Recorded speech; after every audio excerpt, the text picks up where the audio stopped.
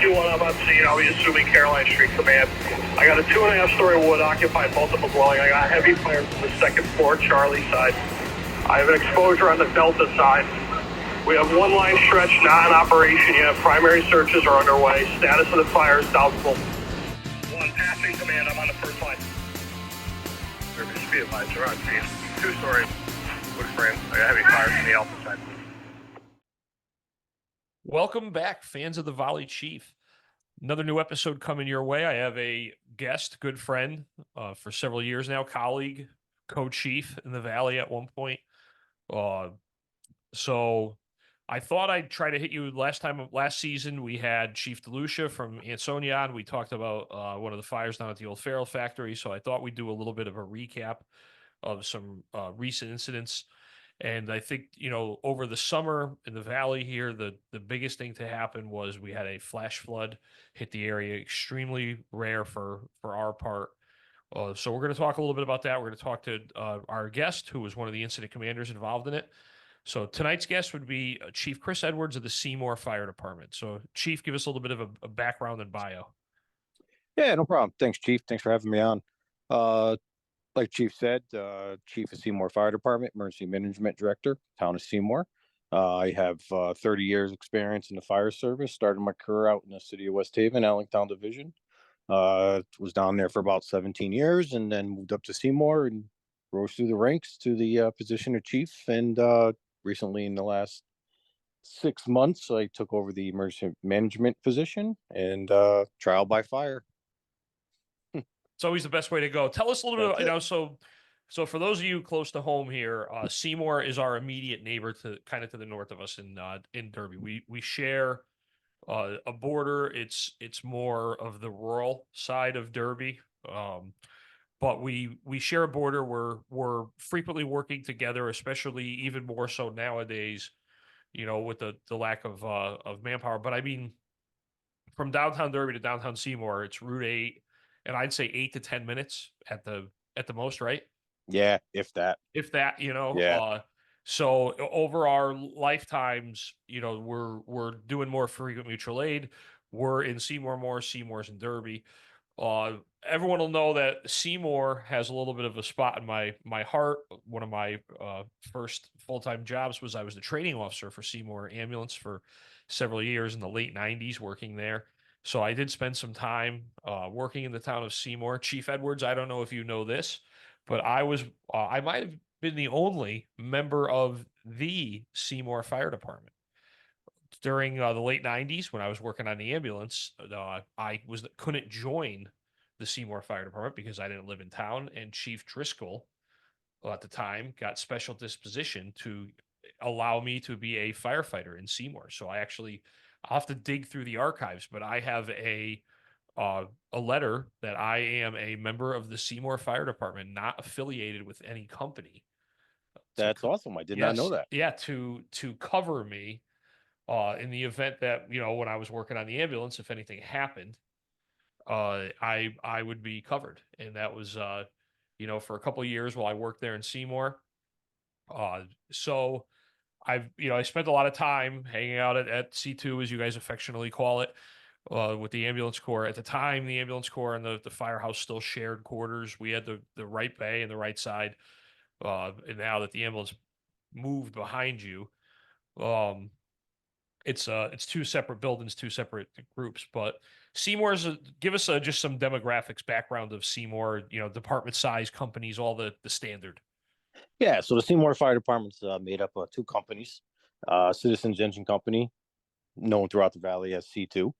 Then we have our brothers up on the hill, brothers and sisters up on the hill, the Great Hill Hose Company, and Botsford Road there. I got approximately about 105 rostered personnel,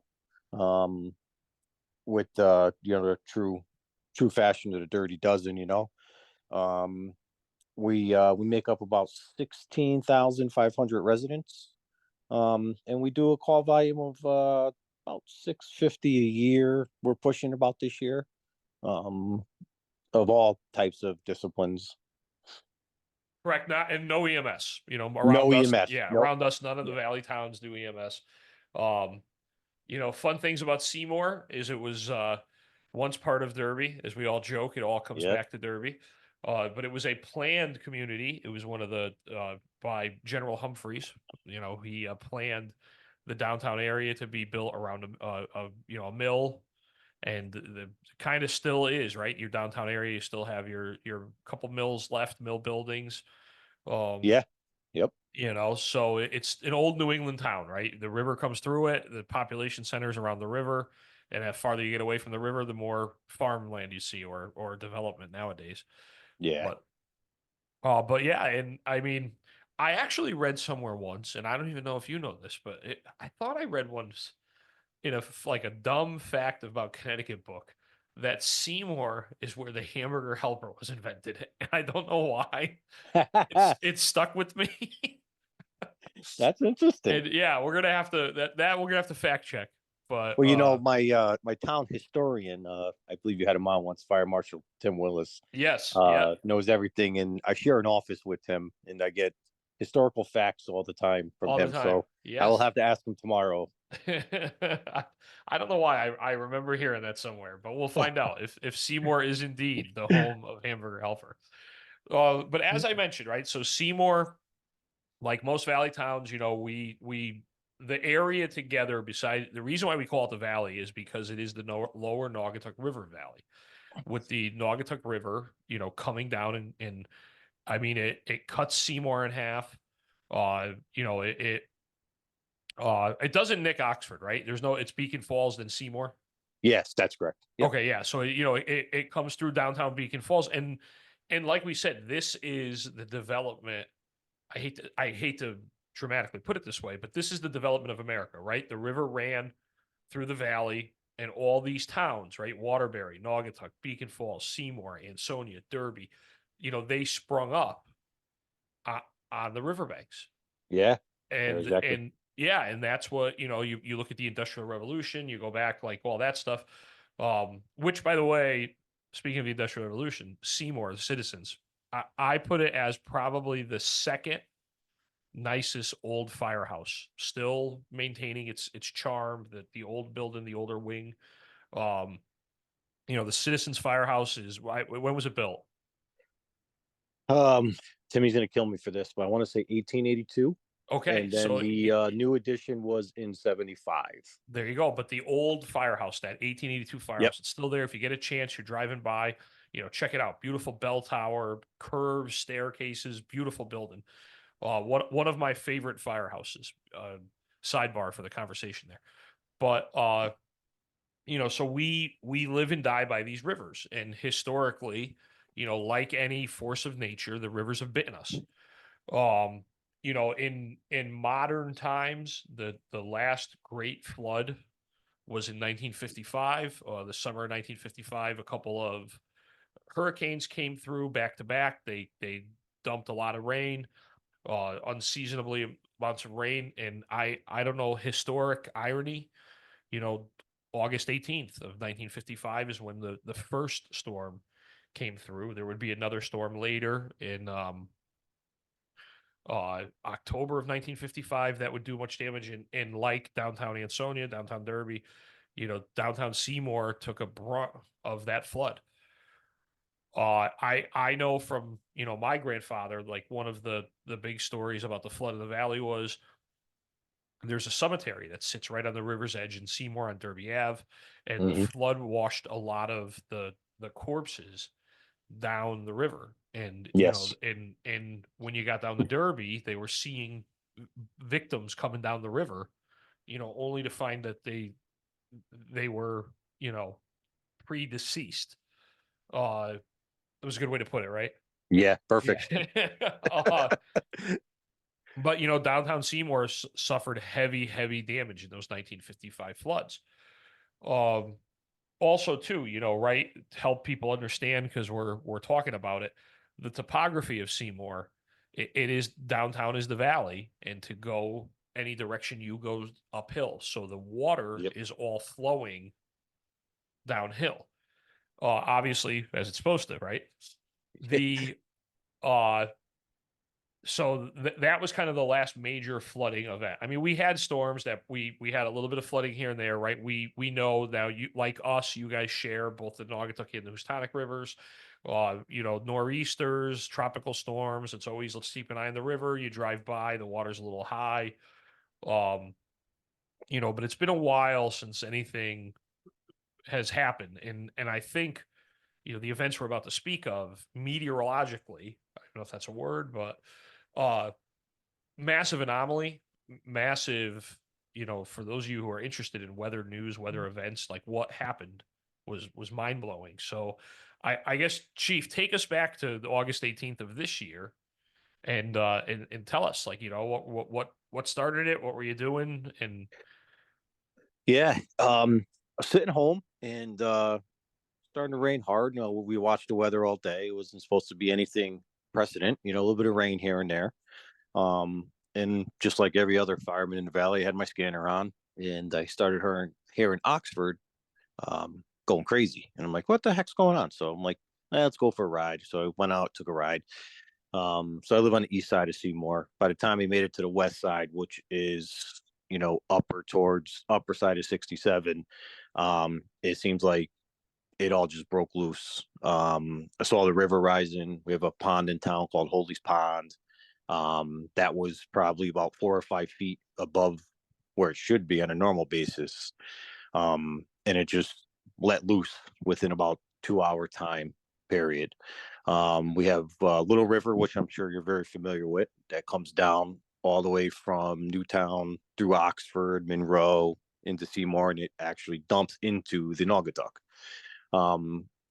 Well, it overflowed.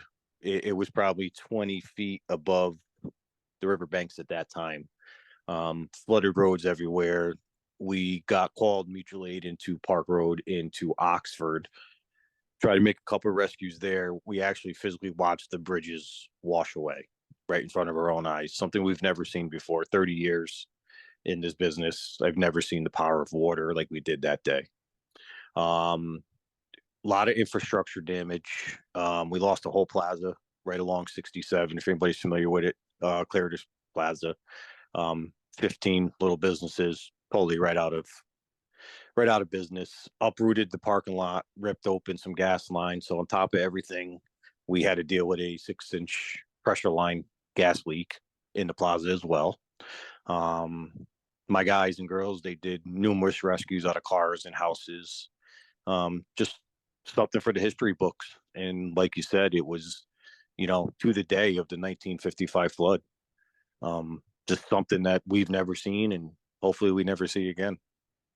right, and again, for people not familiar with the area, that Route 67, the Little River and Route 67 intertwine, right? As you're going Yep. up Route 67, you probably crossed the Little River a dozen times back and forth, like the Minimum you dozen know, times. Yeah. yeah, like the road, and again, it's called the Little River. It is a, you know, little. It's like it's. I mean, it's like a glorified stream sometimes.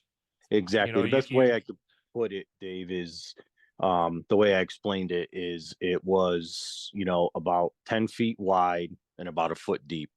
When we were done, the riverbanks were 40 feet apart and it was probably 4 or 5 feet deep with water as it sits now. That's how much it's changed the landscape of it. right, and it is incredible, like you said, just the power of water. I mean, you know, you look at a road, you look at buildings, you look at that, you know, things that on your normal day you drive by, you don't think much of it, and gone in minutes.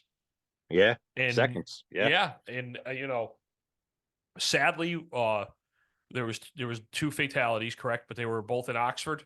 That's correct. Yes. And you know, up and down the river, like you said, Newtown, Monroe, Oxford, Southbury. You know, there's probably, I would say, almost, there were so many rescues being made. We probably couldn't count them all, don't know about them all, and probably never will. Right. You, The you ones know, that we did from the start of the storm at about we'll call it 3:30 to about 2 a.m. We did about 60 calls okay. roughly. Right. Um, And yeah. And for being a smaller volunteer department, hats off to everybody. And if I did 60, everyone above me did twice as many, and the hell of a job by everybody involved. yeah, and it's it it was just the little river. Like that's I mean the Housatonic came up, a lot. The Naugatuck came up a lot. The where the two rivers meet at Fire Island was flooded. But Yep. I mean, we see that pretty frequently. That's nothing to write home about. Um, and it is. And I mean, the other thing though is it's so uncommon for us. We don't even really have, I mean, we have some boats, we have some cold water suits, but we have no equipment to handle anything like this. Absolutely not. Yeah, Nope. I mean, on my fire chief scorecard, a massive flash flood, and I shouldn't say, because we worry about flooding, right? We're again, the river's bit us before, it'll bite us again, but we've never worried about that swift water flash flood. How much rain was dumped, right? It was incredible amount of rain. We had 15 inches in Seymour, and as you went north, it grew. I want to say Oxford had 17, but we ended up with about 15 In a inches. matter of hours, though, correct? Yeah, in a Yeah, matter like of that. 4 or 5 hours. Right, like it wasn't over a day. It was Right. like, yeah, like someone dropped a bomb on you of water. I Yeah, to mean, put it in what? perspective, when the next day on the 19th, we were getting calls from deep, and we got a call from Fairfield Fire that we have a propane company in town that does tanks, and they were finding their tanks in Fairfield washed up on the beach. That was the power of the water taking it down all the way through, Derby, Ansonia, uh, Stratford, all the way down to Long Island Sound into Fairfield. Yeah, and and that's one of the things, right? Like you saw that on the news that there was, photo albums, people's personal effects that were found, Yeah. 20, 30 miles away. Yep. And it's just, yeah, I mean, so as the incident commander during this, how did you manage that? I was going to say that flood, but literally that flood. Yeah, so at about 6 o'clock, when we were starting to get seriously overwhelmed, I made the decision to open the EOC, and we started routing calls through there. And what made my job easy was the deputy chief Levy and my assistant chiefs. They were the boots on the ground. We'd get the calls. I dispatch them out to them. We stage trucks in certain areas, so we left stuff up on the hill. Um, we staged stuff on the east side, on different sides of the river, so we didn't get jammed up. And they took post on that side, and whatever came in, we would dispatch them out of the EOC. Um, we truly used unified command. We had all the agencies there. Um, by 6 o'clock, we realized this was a something that wasn't going away, and it was only going to get worse. And hats off to them. They did everything that I asked them to do, and made my job so much easier, knowing that they were there staged throughout the town, so they can get to anywhere we need to go without crossing that river again. Right. And now as I mentioned, 67 Little River entwine a lot. But you also, correct me, right? You have two ways over the Naugatuck. That's it. That's it. Yep. You, 67 and Broad Street. That is right. it. There's only two bridges over the river. And, Yep. did you have any concerns about that access at all? The 67 one we had a lot of concerns about because we lost the adjacent road next to 67. But we had guys constantly checking the other route up and up the hill. And that bridge was actually high enough where it wasn't in danger. So that kept us access from the east side to the west side of town on that side of the river. Yeah, because I mean, as like you'd essentially, it'd be cut in half. Exactly. If we lost both those bridges, the town would be cut literally in half, and we'd be relying on Ansonia to come in over the hill.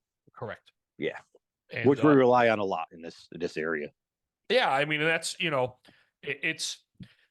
And for us, and we've all been there, right? When the storm comes through, the whether it's the tropical storm, whether we have the sudden spring, thunderstorms. And I think that's the best way for a volunteer department to handle it, especially with the shared dispatch centers. They get overwhelmed. I mean, we share a dispatch center. So while you're doing 60 calls and Sonia's doing 40 calls, we're doing 30 calls. And as you said, the farther up the river you got, the more calls they were doing. And our dispatch center is only staffed with 2 or 3 dispatchers. And I think that for a smaller community, the practice of one officer basically, doing the incident command system and saying, okay, I'm going to field all the calls and have dispatch give me the calls and I'll start assigning my units. I always found that to be the best way to handle the storms. Yes. And because again, the dispatch center is overwhelmed at that point. They're dispatching 20 other towns, just, and we know our units, we know our people, we know where places are. You're, like you said, you're getting overwhelmed with calls. This road's closed. There's flooding here. And as people are signing on, as equipment is signing on, who they are, where they are. You may have people signing on portables, members in their personal vehicles with their portables signing on, and where they live, where they're coming from, that what streets they got to drive by, and you're sending them, hey, go check this out because they're a block away. Exactly. And yep. and it's just that's knowing your people, that's knowing your equipment, that's knowing your district. It's all that. But I wholeheartedly agree with you, and I've actually had a few spirited conversations with other chiefs about using that system of throwing up the EOC flag and saying, okay, we're going to put all the calls in here and then we'll send them out, rather than the dispatch center just blindly toning out 60 calls in a row and trucks driving back and forth across the city. Yeah, and the other thing with that too, we add in is everyone has a truck assignment, right? So on dispatch, we have assignments. So when we're in a situation like that, we do away with the truck assignments. Correct. So it's hard for dispatch to do that because they dispatch off a CAD system, right? So their computer aided dispatch is a guide for them, and that's what they follow. Where if I'm dispatching out of the EOC, I can change that up. Correct. And I could say, all right, well, engine 11, you're not going on this, even though you're supposed to be on it. I'm sending engine 17 because they can make this route and not cross 67 and worry about going over a bridge that might be in danger of collapsing. Now, did you completely lose any structures? We lost one house on the east side of town. It is currently just a lot right now. And we lost our parts of our sewage treatment plant. Okay. And we lost a whole road called Mill Street. It's used to be a road. Now it's just a bypass road. Back in the early 1900s, it was a factory road, but it holds all of our sewer pipes going down to the sewer plant and infrastructure. And we lost that and lost the sewer lines. And we got about close to $1 million worth of damage down there. And obviously, I think the biggest property affected was Claridus Plaza. That was, at one time, the Claridus being the big grocery store, and like you said, there was a Hallmark store, a diner, pizza place. There was a bunch of establishments there, but that plaza, was heavily damaged. That took the brunt of our storm. The little river, which we call it, it rose about 20 feet behind that plaza and just came over the bank and just wiped out 15 small businesses and Ocean State Job Lot, which is a big box store. Yeah, that's right. I forgot that there's, I'm in my mind, I'm thinking it's Claridus still. Yeah. You're going back a little bit. I was saying, wow. What was the diner that used to be there, right? What was the Sandwich Man? The Sandwich Man. There we go. That's yes, right. The Sandwich Man. But yeah, and I think that's something that, guys like us who we do think about these things, right? Like you think of the disasters that happened in the past and you think about how you would handle them now. I don't know if you listened last season, we did a whole special on the River Restaurant explosion, and you think about what, that would be like today. And I hate to say, because you always want to say never, but I didn't see flash flood on our radar. No, you know, definitely not that day. no, you No. know, but like always, right? It's the old Ghostbusters line. Sometimes shit happens and someone's got to deal with it, and who are you going to call? And it's us, Yeah. you Y- know. Something I learned a long time ago when I was a young firefighter and actually felt good and my body didn't crack. You know, I was taught to adapt and overcome. It's what we do. Right. But we don't say no. We just figure out how to do it, and that's what we did that day. Right. And I mean, did you use much mutual aid, or was it uh We actually did use Ansonia for a couple calls down on the lower part of Route 8 on we'll call it the Bungay roadside kind of. okay. Because we couldn't get down that road, it was flooded out, so we had them come up from the other end. So they did one or two calls down there, and other than that, everybody was so busy with their own stuff, we really Right. didn't have any mutual aid. You know, There's I always remember my grandfather telling the story of the flood. And basically for him, he was laying in bed and the phone rang, and it was the Naugatuck fire chief. And it was because the storms had a boat. And he said, hey, I need your boat. The river's overflowing. Can you come up here with it? And my grandfather goes, I said to him, if the river's overflowing in Naugatuck, what do you think it's going to do here in Derby in a little bit?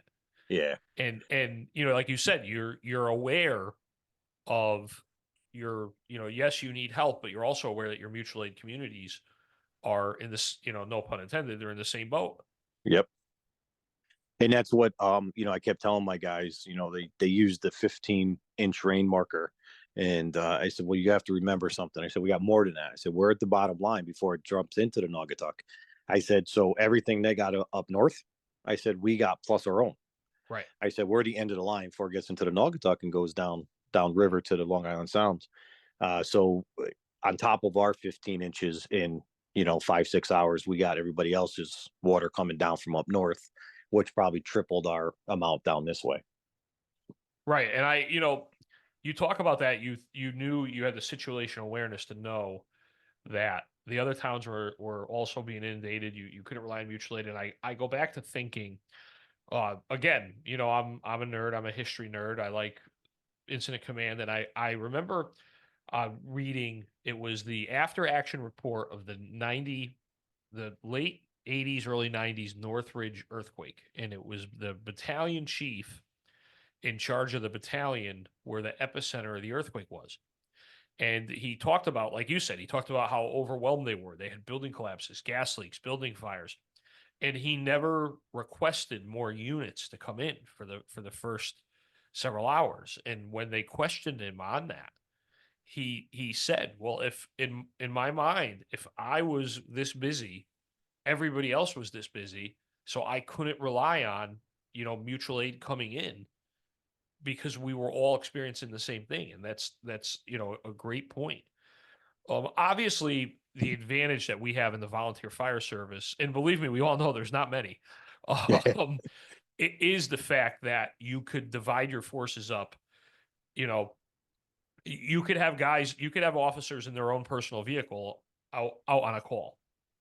Right. You know what I'm saying? Yep. Like you multiply your force exponentially during a situation like that, because not only do you have your apparatus out there, but you'll have the members trying to get to the firehouse. Most of everyone has their radios nowadays with them, so you've turned your what do you have for engines?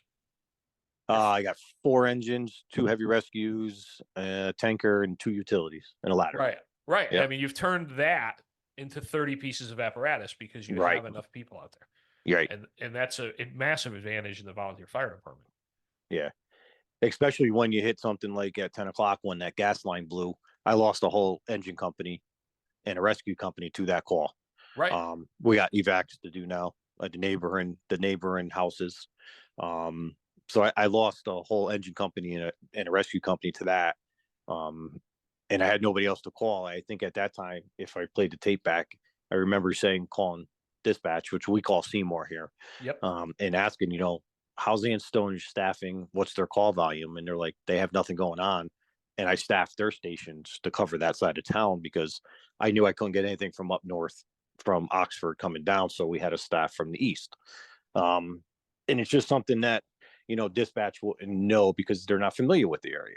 Because it's regional. It's up, it's 20 miles from us. It's not It's not even in our county, you know. So knowing that stuff from sitting in the IC, it helps a lot. Right. And again, fortunately, I was lucky enough to be able to extensively talk to my grandfather about running the, Derby during the flood of '55. And I can remember him saying at one point that he realized that, the downtown Derby was an island, and that Right. you couldn't, you had the, the storms and the Hotchkiss that were there. You couldn't rely on any mutual aid because, first of all, they couldn't get to you, and the only companies that you could rely on would have been Ansonia and Seymour, and they were just as inundated as we were. You're truly on an island by yourself. Yeah, and Yep. and it's something I hate to say, that, right? Like we play, when we train for disasters, we're in pretend world, and right, we do, when we take our NIMS 300 classes, you're like, give me a task force, give me six Yeah. engine companies, and magically they all appear, and they're all A teams, right? They're all go get in A teams that. And the reality of the situation is, you run out of mutual aid, you run out of members, and there's sometimes you call mutual aid from other towns, and they send you 4 members, and the average age is 60. Like, yeah, right, exactly. And then you start to work like, okay, well, so it's a scary feeling when you realize there's nobody left. Yeah. And yeah.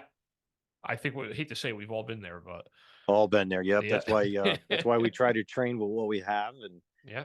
whatever we get on mutual aid and trainings, and even in the real life, it's a godsend. But we train to handle it ourselves the best we can, because that might be all we have. Right. So, I like to keep the show short, but because of the topic, I've kind of let us go a little bit. So I guess we'll begin the wind down. But give me a lesson. Did you learn any? Like, what? Give me one takeaway that you had from running that. The one takeaway I would have is I definitely should have opened EOC earlier. When I saw stuff starting to go really bad, I waited too long. We were able to rebound from it, but definitely open it sooner, get my resources in place sooner. If I would have done that, I don't think the outcomes would have been the same, but the pressure on us would have been a little bit different. We wouldn't have been so rushed to get staged or get to certain parts of town. I definitely, as the IC, spent too much time in the field, and I just need to train myself to get to that stationary spot and run it, and let my assistants and deputy be the boots on the ground and do the work. Right. And I mean, that's the fire service, though, right? We lead from the front. Yep. And that's expected. I hate to say it. And but yeah, that's it. Is there anything else you want to add? No, that's it. We're changed for life. Our landscape's changed again. It changed in '55, and it's changed again in 2024. Just want to thank you for having me on and letting us tell a story, and thank all my guys and girls that were out there and worked overnight and did everything that we needed to do to keep our residents safe. All right, Chief. Yeah, thank you very much for being on. You're my second Seymour guy. Obviously, Timmy was on before. Timmy, yeah, that's all right. Timmy's a wealth of knowledge, especially when it comes to history. I hope you got the year right on the firehouse for your sake. Yeah, if not, I'll never hear it. I'll never hear the end of it. All right, Chief. Thank you. And for everyone out there, thanks for listening. Don't forget to like and subscribe, hit those buttons, make the social media machine work in my favor. And we'll be coming up with some more. We're going to do some more on the flooding. We're going to try and, keep up our attempt to get an interview from all 50 states. So we're going to start working on that. And Chief, thank you very much for being on. Nope. Thank you, Chief. I appreciate it very much. And congratulations on your new position. Thank you.